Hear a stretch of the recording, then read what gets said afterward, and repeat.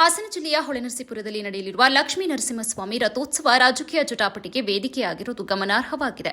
ಹೊಳೆನರಸೀಪುರ ಲಕ್ಷ್ಮೀ ನರಸಿಂಹಸ್ವಾಮಿ ದೇವಸ್ಥಾನ ರಥೋತ್ಸವದ ಅಂಗವಾಗಿ ರಥಕ್ಕೆ ಹೊಸ ಬಟ್ಟೆ ಹೊದಿಸುವ ವಿಚಾರ ರಾಜಕೀಯ ವಾಗ್ವಾದಕ್ಕೆ ಕಾರಣವಾಗಿದೆ. ರಥಕ್ಕೆ ಹೊಸ ಬಟ್ಟೆ ಹಾಕಬಾರದೆಂದು ಜೆಡಿಎಸ್ ನಾಯಕ ಎಚ್.ಡಿ. ರೇವಣ್ಣ ಪಟ್ಟು ಹಿಡಿದರೆ ಕಾಂಗ್ರೆಸ್ ಸಂಸದ ಶ್ರೇಯಸ್ ಪಟೇಲ್ ಹೊಸದಾಗಿ ಹೊಲಿಸಿದ ಬಟ್ಟೆ ಹೊದಿಸುವಂತೆ ಒತ್ತಾಯಿಸಿದ್ದಾರೆ.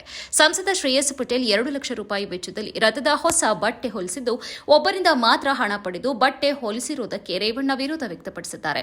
ಈ ರಾಜಕೀಯ ಸಂಘರ್ಷದ ಹಿನ್ನೆಲೆ ಈ ಬಾರಿ ರಥಕ್ಕೆ ಹೊಸ ಬಟ್ಟೆಯೂ ಇಲ್ಲ, ಹಳೆ ಬಟ್ಟೆಯೂ ಇಲ್ಲ. ಸಂಪೂರ್ಣ ರಥವನ್ನು ಹೂವಿನ ಅಲಂಕಾರದಿಂದಲೇ ಸಿಂಗಾರ ಮಾಡಲಾಗಿದೆ.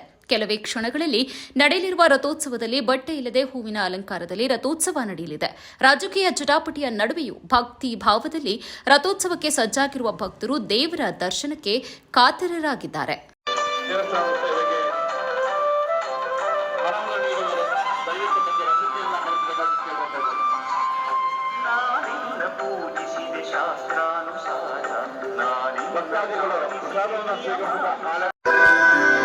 ನಾನಮಿಸಲು ನೀವೊಲಿಯುತ್ತ ನೀಡುತ್ತ ಅಭಯವ